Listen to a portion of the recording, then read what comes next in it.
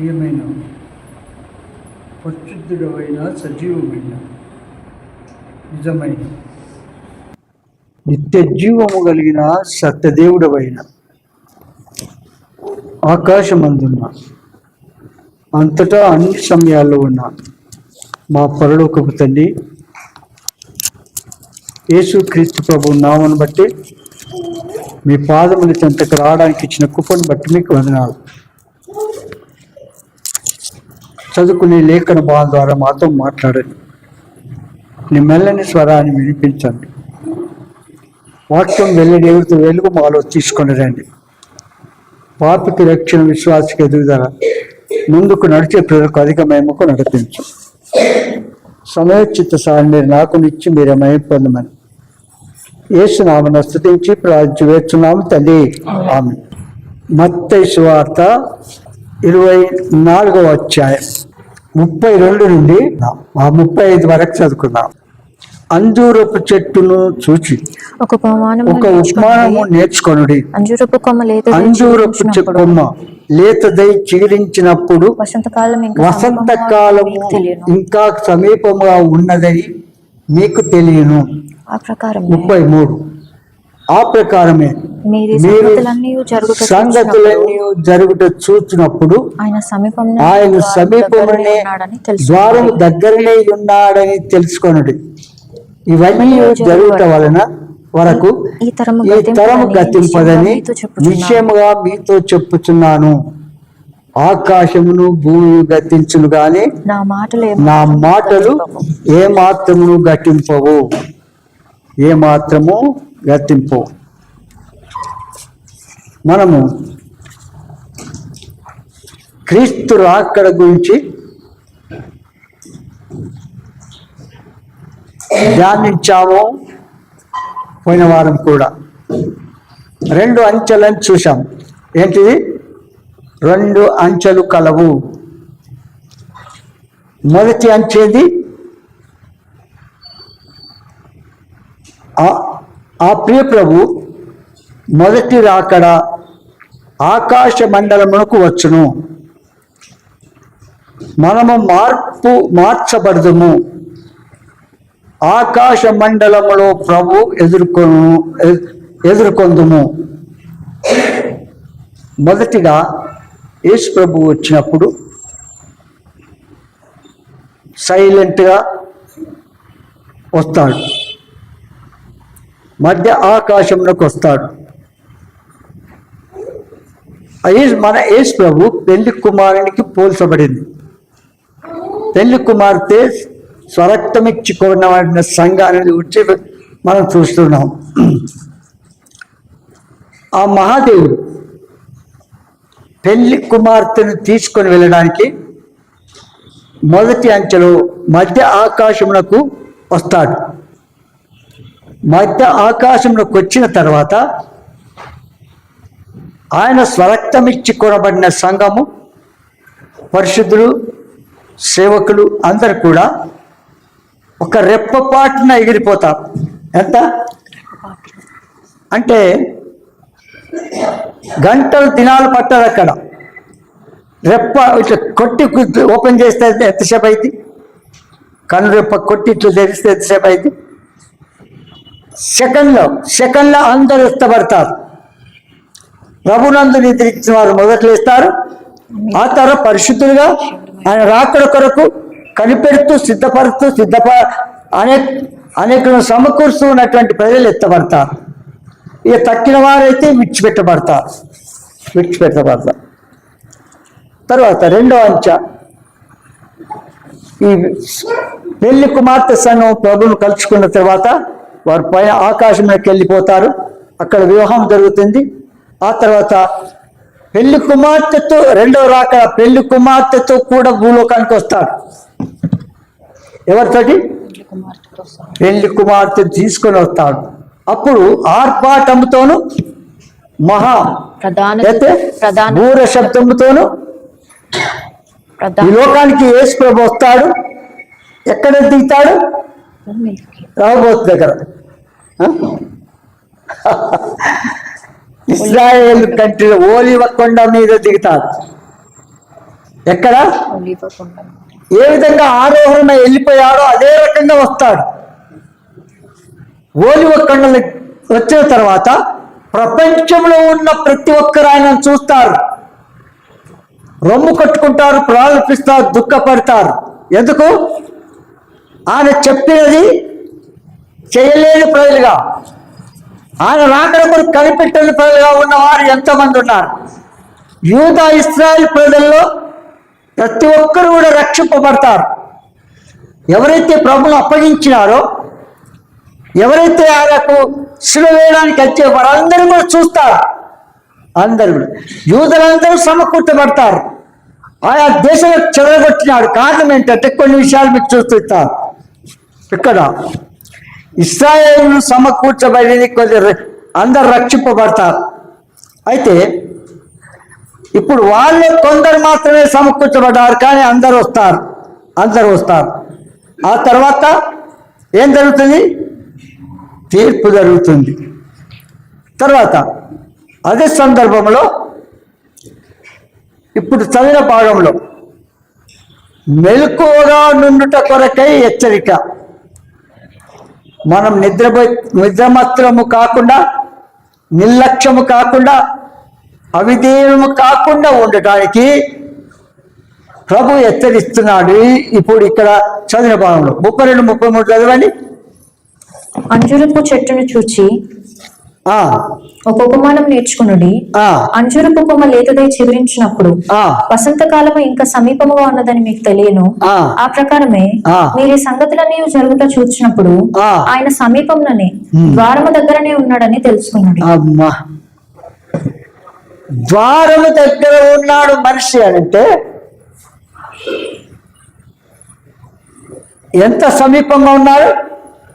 ఆయన రాకడం అంత సమీపంగా ఉంది. ఇంకా నిద్రపోయే సమయం లేదు. అసలు ఆలస్యం చేయకుండా వస్తాడు. ఒక్కరి తలుపు కొట్టగానే ఎవరు వచ్చిరు అనుకుంటాం, బెల్ కొట్టగానే వచ్చిరు అనుకుంటాం, అవునా? కనుక ప్రభు రాకడకు గుర్తులు నెరవేరుతూ ఉన్నాయి. వెంటనే రాకపోయా ఇప్పుడు ఎక్కడ ఉన్నట్టు? ద్వారము దగ్గర ఉన్నట్టు తెలుసుకోవాలి. కనుక మనం తిని పండుకుని ఎంజాయ్ చేసే దినాలు కావివి. ఆయన రాకడకు గుర్తులు నెరవేరుతున్నాయి. 100కి 100 నెరవేరుతున్నాయి. ఒక్క పుల్లని కాదు. యుద్ధములు, పోరాటములు ప్రతి దేశానికి జరుగుతున్నాయి. ఇజ్రాయెల్ కంట్రీ, ఇరాన్, అవునా? తర్వాత north Korea, south Korea, Pakistan, India, ఇటు చెప్పాలి ప్రతి దేశంలో ఉన్నటువంటి వారందరూ యుద్ధములు జరుగుతున్నాయి. ఆ దినాల్లో మనుషులు గుర్రాలను పెట్టుకొని, ఆయుధాలు పట్టుకొని పోయి యుద్ధం చేసేవారు. ఈ దినాల్లో కాదు. బాంబులు ఎక్కడ? వేల కిలోమీటర్ డిస్టెన్స్ లో ఉన్న బాంబు ఒక శత్రువు పంపినాడంటే దాన్ని ఆకాశంలో చెదరగొట్టేస్తున్నారు. ఎంత జ్ఞానం చూడండి. అలాంటి యూదులను ఆ జ్ఞానం దేవుడు వారికి ఇచ్చాడు. అలాంటి వారిని హతం చేయాలని సైతాన్ ప్లాన్ ఇస్తుంది. యూదులను ఉండనివ్వకూడదని ప్లాన్ వేస్తున్నారు. విన్నారా? అంటే ఇశ్రాయేలు యూదా ప్రజలను ఆ ఇశ్రాయేల్ కంటే ఉండకుండా చేయాలని చూస్తున్నారు. ప్రార్థన చేయండి. యెరూషలేము క్షేమం కొరకు ప్రార్థన చేయాలి అంటారు, అవునా? కనుక మన భారం అంతా. కనుక ఇక్కడ అంజూరపు చెట్టును గూర్చి మనం చూస్తాం. అంజూరపు చెట్టును గూర్చి ఉపమానం మార్కులో ఆయన ఏర్పరచుకున్న సంగతి ఇక్కడ చూస్తాము. అంజూరపు చెట్టును గూర్చి ఉపమానం చెప్తూ మార్కు సువార్త 13వ అధ్యాయం 28-29 వచనంలోను, లూకా సువార్త 21-28 వచనంలో మనం చూస్తాం అంజూరపు చెట్టు. చూడండి, మార్కు సువార్త 13:28-29 చదవండి. అంజూరపు చెట్టును చూసి ఒక ఉపమానం నేర్చుకునుడి. చూడండి, ఏం చూస్తున్నాం? అంజూరపు చెట్టును చూచి ఆ, ఒక ఉపమానం నేర్చుకునుడి. ఆ, దాని కొమ్మ ఇంకా లేతదై చిగురించినప్పుడు ఆ. వసంతకాలం సమీపంగా ఉన్నదని మీకు తెలియను. ఆ. ఆ ప్రకారమే ఆ. మీరు ఈ సంగతులు జరుగుట చూచినప్పుడు ఆ. ఆయన సమీపంలోనే ద్వారం దగ్గరనే ఉన్నాడని తెలుసుకునుడి. అదే మాటలు అక్కడ ఉపయోగించాడు. ఇక్కడ మీకు తెలియచేసేది ఏంటంటే, అంజూరపు చెట్టు మన ప్రియ ప్రభు మనలో ఎంత జ్ఞానవంతులు చెప్తారు. ఇప్పుడు నేను చెప్పేది, అంజూరపు చెట్టు ఏమైంది? చిగురించి ఆకులు కనబడుతున్నాయి. ఏమంటారు? ఆకులు కనబడుతున్న తర్వాత ప్రభు మానవ రీత్యా ఆకలి కొన్నాడు, శరీరీతిగా ఉన్నాడు కనుక ఆకలి కొని ఆ అంజూరపు చెట్టు దగ్గర ఏమైనా ఫలాలు ఉంటాయేమోనని తినే ఆకలి తీర్చుకుందామని వెళ్ళాడు. వెళ్ళిందా లేదా? వెళ్ళాడు. వెళితే అక్కడ చెట్టు నిండా ఆకులు ఉన్నాయి, కానీ పిందెలు లేవు, కాయలు లేవు, పండ్లు లేవు, ఏమీ లేవు. ఉన్నారా? పిందెలు, ఆ అంజూరపు చెట్టు పిందెలు, ఆ కాయలు, పండ్లు కూడా తింటారు. పండ్లు కూడా తింటారు. ఎందుకు? నిండా ఆకులు ఉన్నాయి కానీ ఇవి కాయలు, పిందెలు, పండ్లు లేవేందుకు చెప్పండి? ఇది చెప్పాలి. ఇప్పుడు పండితులు చెప్తారు. ఇప్పుడు చెప్పండి, జ్ఞానవంతులం మేము అనుకున్న వాళ్ళు చెప్పండి చూద్దాం. ఈ అంజూరపు చెట్టు యొక్క లక్షణం ఏంటంటే, ఆ చెట్టుకు ముందు పిందెలు వస్తాయి, ఆ తర్వాత కాయలు వస్తాయి, ఆ తర్వాత పండ్లు వస్తాయి, ఆ తర్వాత ఆకులు వస్తాయి. అంటే ఏంటి? ఆకులు ఉన్నాయంటే పిందెలు, కాయలు, పండ్లు ఉన్నట్టు లెక్క. అర్థమైందా? మర్చిపోవద్దు. ఈ సీక్రెట్ మీకు మళ్ళీ ఎక్కడ దొరకదు, ఎవరు కూడా చెప్పరు మీకు. విన్నారా? ఎవ్వరు కూడా చెప్పలేరు అంటున్నా నేనైతే. సాధ్యమైతే ఎట్లా? దీని యొక్క లక్షణం ఏంటిది? అంజూరపు చెట్టు యొక్క లక్షణం ఏంటి? అంజూరపు చెట్టు మొదట పిందెలు వస్తాయి, కాయలు, పండ్లు వచ్చిన తర్వాత ఆకులు వస్తాయి. అన్నిటికేమో ముందు ఆకులు ఇవన్నీ చెట్టు ఈరించి చేసిన తర్వాత కాయలు, పిందెలు, కాయలు, పండ్లు వస్తాయి. ఇలా అన్నిటికీ. ఈ అంజూరపు చెట్టు వేరుగా ఉన్నది. చూడండి, అంజూరపు చెట్టు వేరుగా ఉంది. ఇప్పుడు ఇశ్రాయేలు ప్రజలకు మీకు ముందు చెప్పినాను, 3 చెట్లకు పోల్చి చెప్తున్నాడు ఇక్కడ. ఒకటి ద్రాక్ష చెట్టు, రెండవది ఓలివ చెట్టు, మూడవది అంజూరపు చెట్టు. ఇక్కడ మీకు తెలియజేస్తాను చూడండి. ఇశ్రాయేలులకు ఇవ్వబడిన ఆత్మీయ ఆధిక్యతలను సూచించబడుతున్న ద్రాక్ష చెట్టు. ఈ ద్రాక్ష చెట్టు దేనికి సూచించబడుతుంది? ఇశ్రాయేలీలకు ఇవ్వబడిన ఆత్మీయ ఆధిక్యతలను చూపించున్నది. ఆత్మీయ ఆధిక్యతలను చూపించే ద్రాక్ష చెట్టు. అది మనకు బాగా తెలుసు. యెషయా గ్రంథము 5వ అధ్యాయము 1-7 వచనాలు. నా ప్రియుని గూర్చి పాడెదను వినుడి, అతని ద్రాక్ష తోటను బట్టి నాకు ఇష్టడైన వాని గూర్చి పాడెదను వినుడి. ప్రియునికి ఏముందంట? ప్రియునికి ఏముందట? ద్రాక్ష చెట్టు ఉందంట, ద్రాక్ష తోట ఉందట. చూసావు? ఆ ద్రాక్ష చెట్టుని గురించి నేను పాట పాడతారా?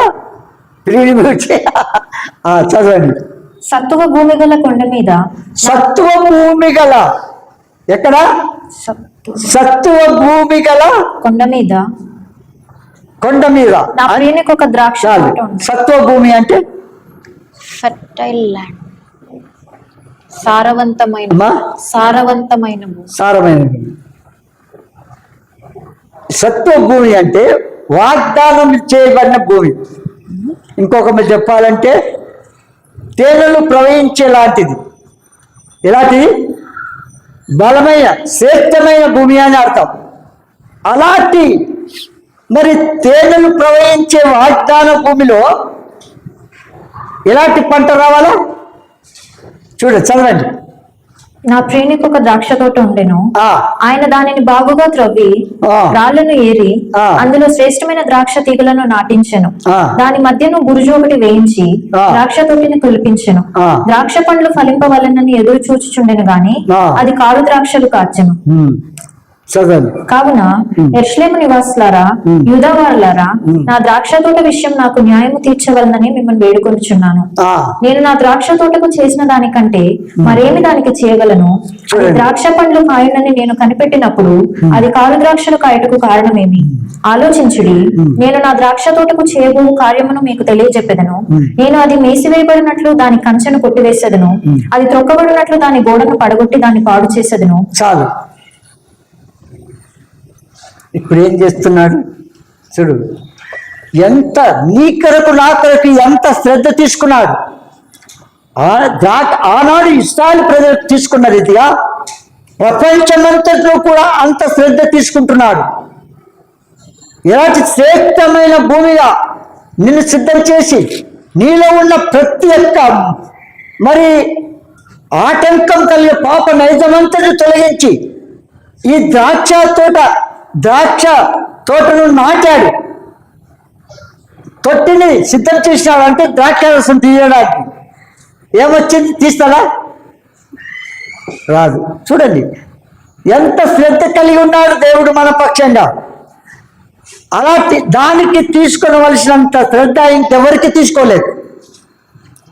దానికి కంచె వేశాడు, అంటే చుట్టూ ప్రాకారం వేసినాడు శత్రువు లోపలికి రాకుండా ఉండడానికి. మన హృదయం అనే ఆలయంకు అది కంచె ఉంది అనుకోనండి, అర్థమైందా? అయితే ఏం జరిగిందే, కావలసినంత శ్రద్ధ తీసుకొని అన్ని చెప్పాలంటే చాలా టైం పడుతుంది. ఈ సబ్జెక్టు మనది కాదు, కొంత తెలుసుకోవడానికి. అయితే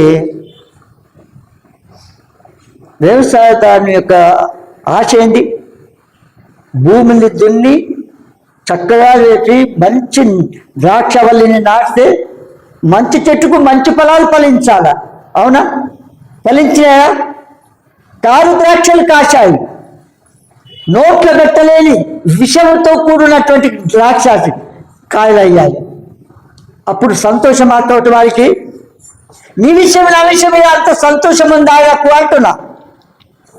ఏం కాయలు రాస్తున్నా? ఎలాంటి ఫలాలు మనలో ఉన్నాయి, ఎలాంటి క్రియలు మనలో ఉన్నాయి చెప్పుకుంటాం గొప్పలు. ఏమని? అంత తెలుసు. ఏం తెలుసు? ఆరాలు తూరాలు ఏపీసీలు రావు, కానీ అన్నో వచ్చినట్టు యాక్టింగ్ చేస్తుంటాం. విన్నారా? కనుక అలాంటి చెట్టును ఏం చేసినాడు చెప్పండి? కంచెం మొత్తం తీసేసినాడు, చెదరగొట్టి పారేసినాడు. ఈ ఇశ్రాయేలు ప్రజలందరూ అన్ని దేశాలకు వెళ్ళిపోయిన వారిని మళ్ళా సమకూరుస్తున్నాడు. మన దగ్గర ఈ మందిరం పట్టినంత మంది ఉండేవారు 100-200 మంది వచ్చేవాళ్ళు. ఇప్పుడు ఏమైంది? కంచె తీసేసిండు, చెదిరిపోయాడు, మళ్ళీ సమకూరుస్తూ ఉన్నాడు ఇప్పుడు. విన్నారా? కనుక మన జీవితంలో ఏ రకమైన ఇప్పుడు ద్రాక్ష చెట్టు దేనికి పోల్చినాడు? ఇశ్రాయేలీలకు ఇవ్వబడిన ఆత్మీయ ఆధిక్యతను చూపించే ద్రాక్ష చెట్టు. అర్థమైందా? తర్వాత రెండవది మొత్తం ఏం చెప్పాను, ఓలివ చెట్టు. రెండవది ఏంది? ఓలివ చెట్టు.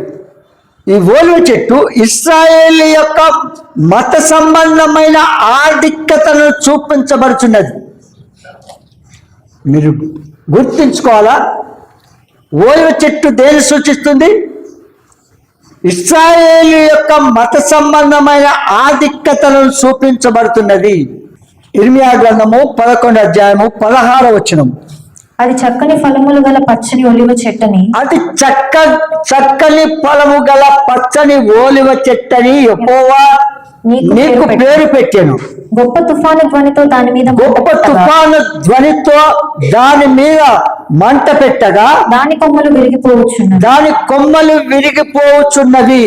ఇశ్రాయేలు వంశస్థులను యూదా వంశస్థులను బయలునకు ధూపార్పణము చేసి నాకు కోపం పుట్టించుట చేత తమంతట తామే చేసిన చెడుతనమును బట్టి మిమ్మల్ని నాటిన తామే చేసిన చెడుతనమును బట్టి మిమ్మల్ని నాటిన సైన్యముల కలిపజాయి యెహోవా మీకు కీడు చేయ నిర్ణయించుకుని ఉన్నాడు. ఏం చేస్తారు చెప్పండి? మాట వినకపోతే ఏం చేస్తాం? ఒక్కరోజు 2 రోజులు 3 సార్లు ఇంటి హెచ్చరిస్తాం, అవునా? ఆ తర్వాత వినకపోతే చింతపండు చేస్తాం. ఎందుకు? నానబెడితే ఏమైతే చింతపండు కొట్టినే చూడు. కనుక మన జీవితంలో ఆ దేవునికి కోపం వచ్చే ప్రవర్తన మనం కలిగి ఉండకూడదు. మనకు మనం ఏమనుకుంటాం? మంచి వ్యక్తిని, మంచి విశ్వాసిని, మంచి ఉన్న ఇప్పుడు చూడండి, ఈ వాక్యానికి పోల్చుకుంటే మన జీవితం ఎట్టుంది ఒకసారి పరీక్షించుకోండి. నీకు చెప్పలేదు కాదు, దేవుడే చెప్తున్నాడు. రోమిలకు రాసిన పత్రిక 11వ అధ్యాయం 17 నుంచి చదవండి. అయితే కొమ్మలలో కొన్ని విరిచివేయబడి అడవి ఒలివ కొమ్మవై ఉన్న నీవు వాటి మధ్యన అంటుకట్టబడి ఒలివ చెట్టు యొక్క సారవంతమైన వేరులో వాటితో కలిసి పాలు పొందిన ఎడలా ఆ కొమ్మల పైన నీవు అతిశయింపకుము. నీవు అతిశయించితివా? వేరు నిన్ను ఏం చేస్తాను? ఒక్కసారి నీవు అతిశయించితివా? చూడండి ఇక్కడ ఏమంటారు? నీవు అతిశయించితివా? వేరు నిన్ను భరించుచున్నది గాని నీవు వేరును భరించుట లేదు. అందుకు నేను అంటుకట్టబడు నిమిత్తము కొమ్మలు విరిచివేయబడినవి నీవు చెప్పుదు. మంచిది. వారు అవిశ్వాసమును బట్టి విరిచివేయబడితిరి, నీవైతే విశ్వాసమును బట్టి నిలిచి ఉన్నావు. గర్వింపక భయపడము. దేవుడు స్వాభావికమైన కొమ్మలను విడిచిపెట్టని ఎడల నిన్నును విడిచిపెట్టడు. చూడండి, దేవుడు స్వాభావికమైన కొమ్మలను విడిచిపెట్టని ఎడల నిన్నును విడిచిపెట్టాడు. కాబట్టి దేవుని అనుగ్రహమును కాఠిన్యమును అనగా పడిపోయిన వారి మీద కాఠిన్యమును నీవు అనుగ్రహ ప్రాప్తుడవై నిలిచి ఉన్న ఎడల నీ మీద ఉన్న దేవుని ఆగ్రహమును చూడుము. అట్లు నిలువని ఎడల నీవు నరికివేయబడుదువు. ఏం చేయబడతావు? నీవు నరికివేయబడతావు. వారును తమ అవిశ్వాసంలో నిలవకపోయిన ఎడల చూడు, తమ అవిశ్వాసములో నిలవకపోయిన ఎడల అంటుకట్టబడుదువు. దేవుడు వారిని మరలా అంటుకట్టుటకు శక్తి గలవాడు. ఎట్లనగా నీవు స్వాభావికమైన అడవి ఓలివ చెట్టు నుండి కోయబడి స్వభావ విరుద్ధముగా మంచి ఓలివ చెట్టును అంటుకట్టబడిన ఎడల స్వాభావికమైన కొమ్మలకు వారు మరి నిశ్చయముగా తమ సొంత ఒలివ చెట్టును అంటుకట్టబడరా? మీరు తర్వాత చదువుకోండి. ఉన్నారా? అందరూ చెట్టు కూర్చి చూడాలి కనుక ఆ చెట్టు గురించి మనం ఇశ్రాయేలు ప్రజలకు పోల్చుకున్నటువంటి చెట్లను విషయం చూసాము. ఇప్పుడు అంజూరపు చెట్టు దగ్గరికి వెళ్దాం. అంజూరపు చెట్టు ఇశ్రాయేలు జనాంగం యొక్క జాతి ఆధిక్యతలను చూపింపబడుతున్నది అంజూరపు చెట్టు. వారికి మనకు పోల్చుకుంటూ ఉంటాం. ఇందులో మొదటి పాయింట్ శపింపబడిన అంజూరపు చెట్టు. ఏం చెట్టు ఇది? శపింపబడిన అంజూరపు చెట్టు. మత్తయి సువార్త 21వ అధ్యాయం 15 నుండి చదవండి. కాగా ప్రధాన యాజకులను శాస్త్రులను ఆయన చేసిన వింతలను దావీదు కుమారునికి జయమ అనేది దేవాలయంలో చేతులు వేస్తున్న చిన్న పిల్లలను కోపంతో మండిపడి వీరు చెప్పుచున్నది వినుచున్నావా అని ఆయనను అడిగిరి. అందుకు యేసు వినుచున్నాను, బాలుల యొక్కయు చంటి పిల్లల యొక్కయు నోట స్తోత్రము సిద్ధింపజేసేటివి అన్నమాట మీరెన్నడూ చదవలేదా అని వారితో చెప్పి వారిని. ఒక్క నిమిషం. బాలుల యొక్కయు చంటి పిల్లల యొక్కయు నోట స్తోత్రము సిద్ధము చేసేటివి. సండే స్కూల్ టీచర్స్కి చెప్తున్నాను, వారికి కంఠత వాక్యము ఇక్కడే నేర్పించి పంపించాలి. మన మెమరీ వర్డ్స్ చదివిన తర్వాత, వారికి చెప్పిన స్టోరీ చెప్పిన తర్వాత మెమరీ వర్డ్స్ మళ్ళీ నేర్చుకొని రమ్మని చెప్తుంటాం, అవునా? ఆ చెప్తున్నటువంటి మాటలు ఇక్కడే 10 సార్లు నేర్పించి పంపించాలి. మళ్ళీ వచ్చినప్పుడు అడిగితే ఆటోమేటిక్గా చెప్పేస్తారు. విన్నారా? ఒక సంఘానికి వెళ్ళి పరిచయం, వారికి ప్రార్థన నేర్పడమే కాదు, వాక్యం నేర్పడమే కాదు, ఆరాధన చేయడానికి నేర్పించారు. వారు సండే స్కూల్కి వెళ్ళే ముందు ఈ చిన్న పిల్లలు అందరూ ఆరాధన చేసి సండే స్కూల్కి వెళ్తారు. మీరు అట్లా సిద్ధపరచాలా. ఇంతకుముందు తెలియదేమో, ఇప్పుడు తెలుపుతున్నా మీకు. అర్థమైందా? ఈ సండే స్కూల్ పిల్లలను వారి ప్రార్థన, వారి ఆరాధన జీవితాన్ని బట్టి తల్లిదండ్రులు, రక్షణ మారుమర్చి లేని తల్లిదండ్రులు విని మందిరానికి తీసుకొస్తారు వాళ్ళు. అర్థమైందా? ఏదో కొంచెంసేపు టైం పాస్ చేసుకొని వస్తున్నాను అన్నట్టుగా ఉండకూడదు.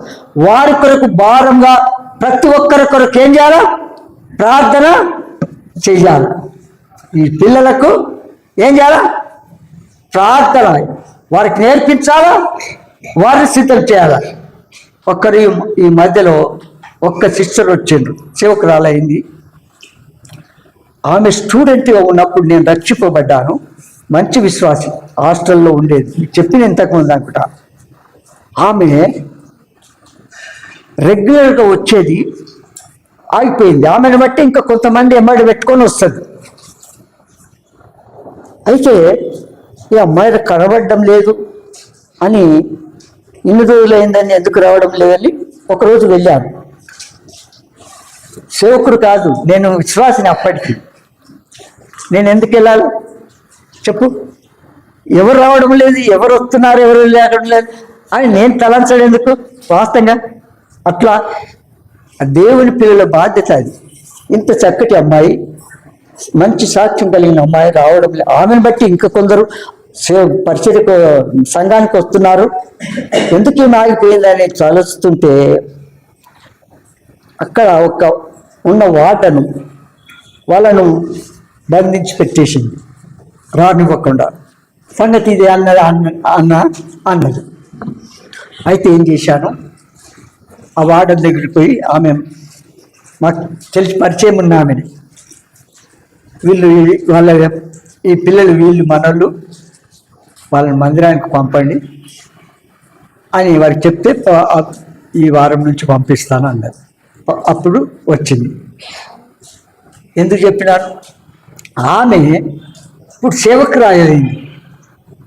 సేవకురాలయ్యి ఆ సేవకురాలు ఈ సండే స్కూల్ పిల్లలు ఉన్నారు కదా, వాళ్ళకి ఎట్లు వాక్యం చెప్తుంది తెలుసా? పెద్దలు కూడా అట్లా ప్రార్థన ఆరాధన చేయరు. వాళ్ళు అంత చక్కగా వారిని సిద్ధం చేసి, చిన్న పిల్లలని లక్ష్యం లేదు, అంత శ్రద్ధ తీసుకొని వారికి ప్రార్థన జీవితాన్ని మంచిగా నేర్పిస్తారు. ఒకరోజు వచ్చింది, నేను అడిగినాను ఆమెను చూపించి, ఇంతే ఉంటుంది విన్నారా? కనుక ఎందుకు ఆమెకు చెప్పినాను, మనం సండే స్కూల్ పిల్లలు, సండే స్కూల్ చిన్నలు కదా లెక్క చేయకుండా ఉండద్దు. వారి విషయం అంత బాధ్యత, ప్రార్థన, పరిచర్య అట్టు ఇంట్రెస్ట్ తీసుకోవాలా. అర్థమైందిగా? కనుక ఏదో రాగానే ఏదో ఒక స్టోరీ చెప్పి పంపించడం, వాక్యం చెప్పి పంపించడం అట్లా ఉండకూడదు. వారి కొరకు పెద్దల కంటే ఎక్కువ బాధ్యత వారి విషయం తీసుకోవాలా. చంటి పిల్లలు ఏం చేస్తున్నారు? ప్రభును స్తుతిస్తున్నారు, ఆరాధిస్తున్నారు. మన పిల్లలు అట్లా ఉండాలా. తల్లిదండ్రులు సండే స్కూల్కి పంపడానికి వారికి బాధ్యత ఉండాలి. ఎందుకంటే చాలా ప్రాముఖ్యమైన స్టేజ్ ఇది. వారి బాల్యంలోనే వాక్యం వింటే పెద్ద అయిన తర్వాత ఆటోమేటిక్గా వారు దేవుని బిడ్డలు కావడానికి సోర్సెస్ ఉన్నాయి. ఇప్పుడు మొదట అది మార్క్స్ వార్త 11:20-21 చదవండి.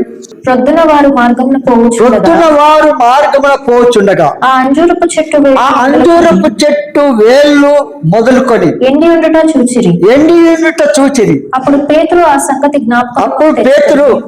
ఆ సంగతి జ్ఞాపకములకు తెచ్చుకొని, బోధకుడా, ఇదిగో నీవు శపించిన అంజూరపు చెట్టు ఎండిపోయిందని ఆయనతో చెప్పాను. అయిపోయిందా?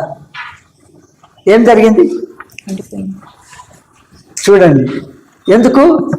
ఆయన ఆకలి తీర్చడం లేదు, ఆయన అక్కలు తీర్చడం లేదు, ఆయన చెప్పింది చేయడం లేదు, విధేయత చూపింది. ఎంత స్పష్టంగా అరటిపండు ఒలిచి పెట్టినట్టుగా మీకు ఒలిచి పెడితే కూడా లెక్కలేదు. సేవకుడు అంటే లెక్కలేదు. చూడండి, నామకాల క్రైస్తవులు ఉన్నారు కదా, వారి చర్చి పాస్టర్లు ఎంత రెస్పెక్ట్ ఇస్తారనుకున్నాం.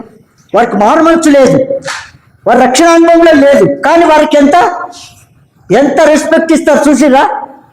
అదే మన సహవాసంలో ఎక్కడైనా కనబడతారా? పేదరాడు. ఇది అంతే.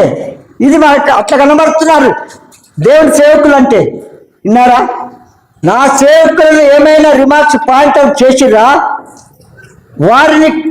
వారి విషయం బాధ్యత నేను తీసుకుంటున్నాను అంటున్నాడా లేదా? ఇంతకుముందు చూపించాము, అవునా? జాగ్రత్తగా ఉండాలి. మనం ప్రతిదానికి లెక్క అప్పగించాలా, దేవుని భయం కలిగి మాట్లాడాలా, మన కదలిక చూపించాలా. విన్నారా? దేవుడికి లెక్క అడుగుతాడు ప్రతిదాని విషయంలో. అడుగుతాడా లేదా? అది మంచిదే కానీ చెడ్డది కానీ. కనుక మళ్ళీ కదా నా మాట 11. ప్రొద్దున వారు మార్గంలో పోవచ్చుండగా ఆ అంజూరపు చెట్టు వేళ్లు మొదలుకొని ఎండి ఉండుట చూచిరి. చూసావా ఏం చేసినాడు? చెప్పండి, ఏం చేసినాడు?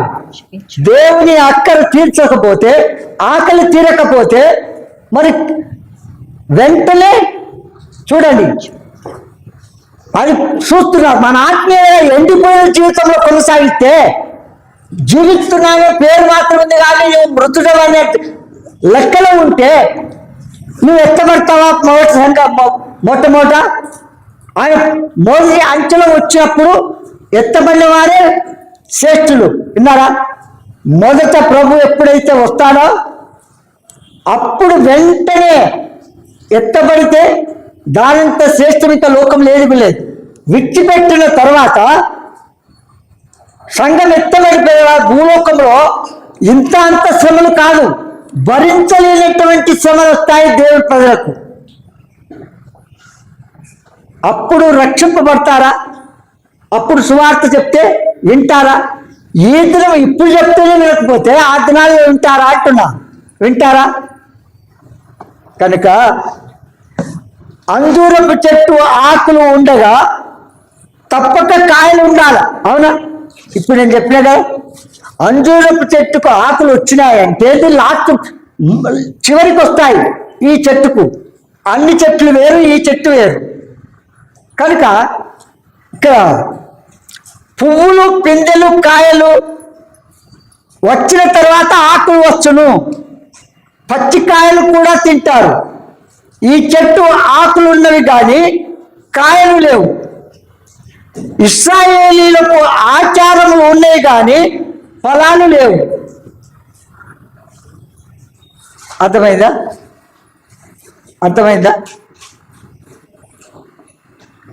ఈ చెట్టు ఇశ్రాయేలు పోలుస్తున్నాడు. అర్థమైందా? ఇశ్రాయేలీలకు ఏమున్నాయి? ఆచారాలు ఉన్నాయి, ఆరాధనలు ఉన్నాయి, ప్రార్థనలు ఉన్నాయి, బోధనలు ఉన్నాయి, ధర్మశాస్త్రము. ఒక పొల్లైన సున్నైన పోకుండా పాటించాలని చెప్తూ పాటిస్తారు. అంటే అప్పుడు చెట్టు ఎట్లున్నట్టు? పచ్చగా ఉన్నట్లే కదా. పచ్చగా ఉండే వాళ్ళు ఏం లేవు, ఫలాలు లేవు, పిందెలు లేవు, కాయలు లేవు, పండ్లు లేవు. విన్నావా? చూడండి, ఇశ్రాయేల్లో ఆచారం ఉన్నవి కానీ ఫలాలు లేవు. ప్రభు ఇశ్రాయేళ్ల ఫలాలను చూచను కానీ ఫలించలేదు కనుక శపించను. నీ జీవితంలో శపింపడం నీకు ఇష్టమా? ఇప్పుడు చెప్పండి, శపింపబడం నీకు ఇష్టమా? అట్లాంటప్పుడు ఏం చేయాలి? తిని పండుకోవాలి. రాత్రి పగలని కాదు, ఎప్పుడు టైం పడితే అప్పుడు మోకాళ్ళ మీదకి రావాలా, బైబిల్ మోకాళ్ళ మీద చదవాలా, మరి ప్రార్థన పూర్వకంగా చదవాలా, ప్రభు నడిపించిన రీతిగా వెళ్ళాలా, సువార్త ప్రకటించాలా, వారికి వచ్చేంత వరకు వెంటాడుతుండాలి. ఒక్కసారికి రాదు సుమా. ఒకసారి తిక్కల్లో పోయి పాట పాడితే చిత్తకాలు రాలుతాయా? కనుక ఒక వ్యక్తి రావడానికి వెంటనే కొందరు వస్తారు, నెలలు వస్తారు, సంవత్సరాలు కూడా పడుతున్నాయి కొందరికి. అర్థమైందా? మీకు చెప్పిన అప్పుడప్పుడు ఒక సేవకులు ఆ దినాల్లో నేను ఇక్కడ హైదరాబాద్కు కొత్తగా వచ్చినప్పుడు ఏం చేసినారు, ఒక కుటుంబాన్ని పరిచయం చేసి వాళ్ళ మందిరానికి నడిపించాలని అప్పగించిపోయారు సేవకులు. వచ్చిన తర్వాత కొన్ని రోజులు వెంటనే వెళ్ళలేదు, కొన్ని రోజులు ప్రార్థన చేశాను, కొన్ని నెలలు ప్రార్థన చేసి తర్వాత ముందు అడ్రస్ ట్రేస్ అవుట్ చేసినాను. అడ్రస్ చుట్టూ చూసిన తర్వాత వాళ్ళ దగ్గరికి పోలేదు, ఇల్లు చూసుకున్నాను, ప్రార్థన చేసినాను. తర్వాత ప్రార్థన చేసి ప్రభు ప్రేరేపించిన దినము వెళ్ళిపోయాను. వెళ్ళిపోయిన తర్వాత వాళ్ళని సిద్ధం చేస్తూ కుటుంబం అంతటికి వాక్యం చెప్పి ప్రార్థన చేసి మీరు మందిరంకి రావాలా, ఇక్కడే మందిరం ఉంది, దగ్గర ఉంది, రండి తప్పకుండా అని చెప్పి అంటే అట్లు వారు వచ్చేంత వరకు విడిచిపెట్టలేదు. వాళ్ళు తీసుకొచ్చి మందిరం పెట్టిన తర్వాత ఇట్లా ఉండాలి విశ్వాసులు. అప్పటికి నేను సేవకుని కాదు, విశ్వాసిగా కొనసాగుతున్నా. ఈనాడు ఏ విశ్వాసికి ఈ లక్షణం ఉంది చెప్పండి? ఒక వ్యక్తి సువార్త చెప్పి ఆ సువార్త చెప్పిన వ్యక్తి ప్రార్థించి ఆమెను వాళ్ళు వచ్చేంత వరకు వెంటాడుతున్న విశ్వాసులు ఉన్నారా ఈ దినం మన సంఘంలో? చెప్పండి, ఉన్నారా? ఉన్నారా? పేర్లు ఎందుకు చెప్తారు మరి? గొప్ప దేవుడు చెప్పింది ఏదైనా ఉంటే నేను చేయడం లేదు, కామ్గా నిశ్శబ్దంగా ఉంటే అట్లుండరు. మరి ఎట్లా? ఎంత డిగ్నిటీ మెయింటైన్ చేసినట్టు ఉంటారు. వెంటనే ఏం చేసిన ఆ చెట్టును శపించేసినాడు. శపింపబడి నీకు ఇష్టమా చెప్పు? నేను శపించబడ్డ నీ ఇష్టమా అంటున్నా చెప్పు. రెండవది అంజూరపు చెట్టులో రెండవ పాయింట్, ఫలించని అంజూరపు చెట్లు. లూకా సువార్త 13వ అధ్యాయము 6 నుంచి చదవండి. మరియు ఆయన వారితో ఈ ఉపమానం చెప్పెను. ఒక మనుష్యుని ద్రాక్ష తోటలు అంజూరపు చెట్టు ఒకటి నాటబడి ఉండెను. అతడు దాని పండ్లు వెదక వచ్చినప్పుడు ఏమీయో దొరకలేదు. గనుక అతడు, ఇదిగో 3 ఏండ్ల నుండి నేను ఈ అంజూరపు చెట్టున పండ్లు వెదక వచ్చుచున్నాను గాని ఏమీయో దొరకలేదు. దీనిని నరికివేయము, దీని వలన ఈ భూమి ఎలా వ్యర్థమైపోగలనని ద్రాక్ష తోట మాలితో చెప్పెను. అయితే వాడు, అయ్యా, నేను దాని చుట్టూ త్రవ్వి ఎరువు వేయ మట్టుకు ఈ సంవత్సరము కూడా ఉండనేమో, అది ఫలించినా సరే లేని ఎలా నరికి వేయించమని అతనితో చెప్పాను. చాలు, మీరు ఇంటికి పోయి మళ్ళీ చదువుకొని చూడండి. ఇక్కడ అసలు వాస్తవాన్ని చెప్పాలంటే మీకు అంజూరపు చెట్టు గురించి, అది విచ్చలవిడిగా ఎక్కడంటే అక్కడ పెరుగుతుంది. దానికి నీరు పోసి పెంచవలసిన అవసరము లేదు. అలాంటి చెట్టును ద్రాక్ష చెట్టు మధ్యలో పెంచుతున్నాడు. అంతేంది, ద్రాక్ష చెట్టుకు ఎంత శ్రద్ధ తీసుకుంటున్నాడో, ఎంత బాధ్యత తీసుకుంటున్నాడో, ఎంత పట్టించుకున్నాడో, ఎంత ఎరువు వేస్తున్నాడో, ఎంత సాగు చేస్తున్నాడో అంత సాగు ఈ విచ్చలవిడిగా పెరిగే చెట్టుకు తీసుకుంటున్నాడు. అంతేంది, నీ విషయం నా విషయం అంత శ్రద్ధ తీసుకుంటున్నాడు. అర్థం చేసుకున్నాడు. ఆనాడు ఇశ్రాయేలు, ఈనాడు నీ విషయం నా విషయం. అర్థమైందా? అంత శ్రద్ధ తీసుకుంటే కూడా ఏమైంది చెప్పండి? మన బ్రతుకులు ఏమైంది? అక్కడ ఫలాల గురించి అడిగితే ఏం చెప్తాం? మనం ఎత్తపడతామా అసలు? చెప్పండి మీరు. మనం పొత్తు ఆయన వచ్చినప్పుడు మొదట సంఘం ఎత్తబడినప్పుడు ఆ వార్తకు నువ్వు ఎత్తబడతావా? నువ్వు ఆయన చెప్పింది చేయకపోతే, ఆ రూపమే రాకపోతే నువ్వు ఎట్లా ఎత్తబడతావు చెప్పు?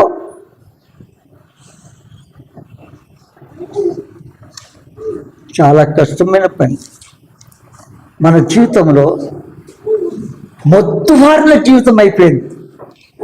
ఎట్లంటే దున్నపోతు మీద నీళ్ళు పోస్తే ఎంత పోసినా కూడా ఏమి లెక్క, ఇంకా అందులోనే ఉంటా అంటది. అవునా? చూడండి, కనుక అలాంటి స్వభావం మనలోకి వచ్చినాక ఆ స్వభావం మారిపోవాలంటే నువ్వు ప్రార్థన సహవాసము లేకపోతే నువ్వు ఆ రూపంలో రావడం చాలా కష్టం.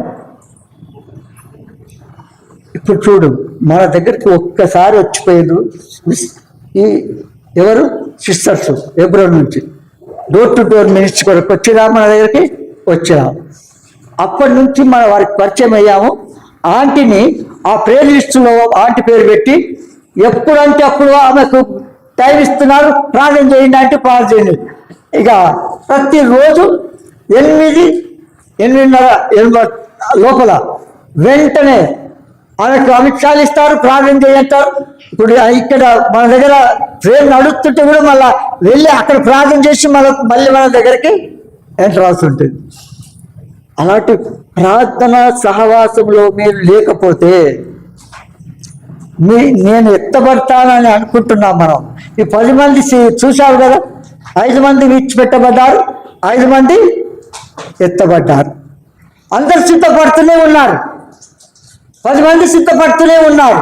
మరి ఎందుకు 5 మంది విడిచిపెట్టినారు చెప్పు? ఆత్మీయత లేదు, ఆత్మీయత దిగజారిపోయింది, పవిత్రత లేదు, దేవుడు చెప్పిన లేవు, ఇచ్చిపెట్టారు. తలుపు ఎంత కొట్టినా లాభమా? మూసివేసిన తర్వాత లాభమా? కనుక అంటాడు, ఏం చేశాడు? అంజూరపు చెట్టుకు ఆకులు ఉండగా ఏంటి తప్పక కాయలు ఉండాలి. ఇవన్నీ ఉన్నప్పటికీ కూడా కాయలు లేవు, పెందలు లేవు, ఏం లేకని ఇచ్చుకోలేదు. ఏం చేసినాడు?